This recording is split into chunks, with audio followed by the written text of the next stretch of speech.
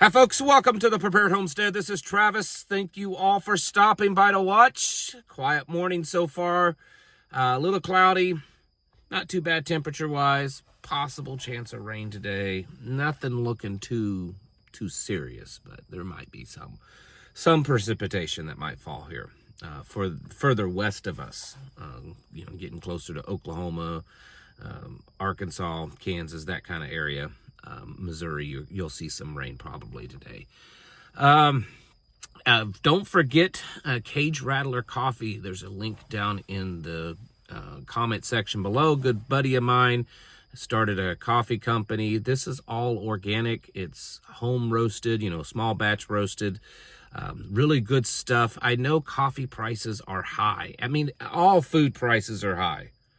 This joke that we keep hearing from officials that food costs are down and that inflation is down. Obviously, it's people that's not been buying their own groceries for a while, because meat, coffee, all sorts of stuff, the price is just continually going up. So yeah, coffee's kind of high right now, but it's just, that's everywhere. I mean, even the cheap stuff from the big box stores are not too cheap anymore. But this stuff is good. It's organic. Coffee is one of the considered one of the dirtiest foods out there, meaning that it has one of the most amount of chemicals used in the entire process, and only about 3% of the world's coffee plant supply that's grown is actually organic. So getting good organic coffee is actually pretty important. And Cage Rattler Coffee, a good guy, patriot, real Bible believer, great family. So check out the link down in the comment section below for some amazing coffee. So it came out in the news this morning that the French government has notified all hospitals in the country that they need to start preparing for World War III. Once again, we hear this. I still find it interesting that the majority of Americans, including a good portion of like preppers and people that, kind of know a little bit more about what's going on in the world, also seem to discount this idea of World War III. But yet the rest of the world, especially Europe, is very actively preparing for it. So they have notified all of their hospitals to start stocking supplies and preparing for World War III. And they actually gave a estimated date of sometime between now and next March. So less than a year, that they're talking about, 6 to 8 months or so is what they're talking about of the possibility of World War III starting. And this is not the first time we've seen a European nation say something along these lines. Several others have notified their public to stockpile food and medicines and things like that for possible World War III. And, looking at the things that are going on, Russia being one of them, they just had a big joint conference with China and India and several other nations that seems to have gone very well. In fact, China and Russia came out in the news stating that after this meeting, it just confirms that their relationship, their ties are stronger than ever, and they've agreed to build a gas pipeline to circumvent a lot of sanctions and stuff, and to focus on local currencies, not U.S. dollar. So that stuff is building up. The deadline for Russia to decide if they're going to seek peace with Ukraine is coming up in the next couple of days, and it appears as if they're just going to ignore that, like they've done several other times they've been given a deadline. So the possibility of war, bigger than just Russia and Ukraine, is becoming more real. Ukraine has been announcing that they're using now their own weapons, or weapons got procured from somewhere else, not U.S., to launch long-range attacks into Russia, and they did just the other day into Crimea. So things are getting to be a big deal. I know we've heard that for like 3 years now. but I think it is starting to kind of come together. So, it's something to definitely be thinking about. The whole Trump going missing thing. He's not missing. I know that. When I posted the video yesterday or the day before saying MIA, I know that he's not missing in action. I'm not. I know that. But he hasn't made any public appearance in a week.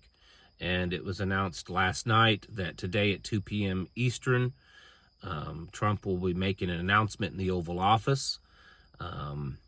The speculation in the news is that it's about the Department of Defense.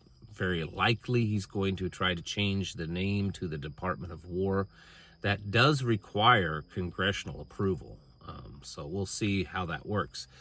But it's very possible that this is all happening, and the fact that Trump has been kind of out of the spotlight for several days because of the possibility, them knowing that things are about to heat up on the global stage when it comes to war. Things have been heating up continually down in Venezuela. There's now about 8 naval vessels down there off the coast of Venezuela or nearby. Several thousand troops. It's just a continual heat up in several places. And the last couple of weeks, some of the things coming out of the president doesn't sound like what he had talked about on the campaign trail, that he was the president of peace and no new wars and all this kind of stuff. In fact, the language and the rhetoric changed sharply, saying that we should not be a nation of defense, that we should be on the offense. And that's why he wants to change the name to the Department of War. That may be it. There is some speculation, and I looked into it, and I see that there's some legitimacy to some of the comments, that because some of the pictures that was released of the last few days from a distance, they're a little grainy, of President Trump coming out of the White House, getting into a limo and stuff. They look strange. Now, it could just be a distortion because of the distance the photograph was taken. But it does almost look like he had a stroke. I guess we will see when this 2 p.m. time comes, unless it looks to be a recorded message. But it's also possibly just a big distraction. I do think that something bigger is going on than just taking a break for a few days. And I'm leaning more towards the possibility of an increase in military stance. If this does happen, like I've said many times before, this could be the biggest and bloodiest war that we've ever seen. I don't think it's going to happen overnight, but we could start seeing the more obvious, let's put it that way. We could start seeing more obvious movements that will lead us down the path to a big war. Russia and China have definitely been building themselves up for this. And so have their other allies, Iran and North Korea and others. They've been getting ready. In fact, they've been getting ready for a long time. Russia and China both have a very long history of having large militaries long before the United States that really even existed for several, at least a couple of hundred years. They've always been known to have the 2 largest militaries in the world. And they may not have all the technology we do, but they have a lot of military, and they're able to produce a lot. And they have several allies that also have large militaries that's able to produce a lot. And we don't really have that. In fact, it was just in the news, I believe yesterday, that the United States is really low on TNT supply. And the reason is their only supplier is Poland, and Poland has stopped exporting it to the United States because they're using it for their own weapons that they're building. So, by this afternoon, we should probably have a good idea about what all the speculation and secrecy and stuff is going on. It's probably still leading more likely to be nothing. That's usually what happens when there's all this hype online, hype in the news media. It ends up being nowhere near what all the hype is. But it's gotten to the point it's hard to argue that nothing is going on with all the suspicious activity that's happened.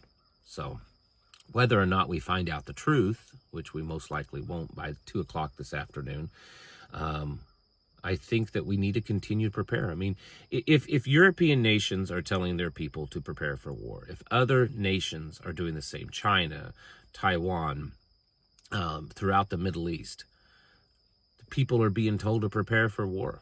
And whether or not they're being told, nations are preparing for war. They're building their militaries, they're building their supplies, they're building their technology with the intent, knowing that war is at hand at some point in the near future. And so you should probably be preparing yourself also, because things are just very unstable right now. Economies are unstable, currencies are unstable. Technology has this appearance of taking over and potentially for millions and millions of jobs worldwide being lost because they're taken over by artificial intelligence and robotics. We live in a very chaotic time period right now. It's very biblical. It's very planned. But that doesn't mean that we shouldn't get ready for it. So I want to just encourage you, as I encourage, kind of encouraging myself, we all need to, think about what we're doing and not just do it because it's a habit or because, it's just what I heard. You need to think about it. And is it the best plan, your plan for preparedness, what you're stocking up on, what your, skills that you're developing, the things that you're doing, your plans, do they make sense? Have you thought it through? Have you gone over them? Do they need adjustment? Because it's very possible that we don't have a whole lot longer left before we may have to start implementing some of those plans. Folks, it's time to get your houses in order and to prepare yourselves mentally, physically, and spiritually. Thanks for watching. Catch you in the next video.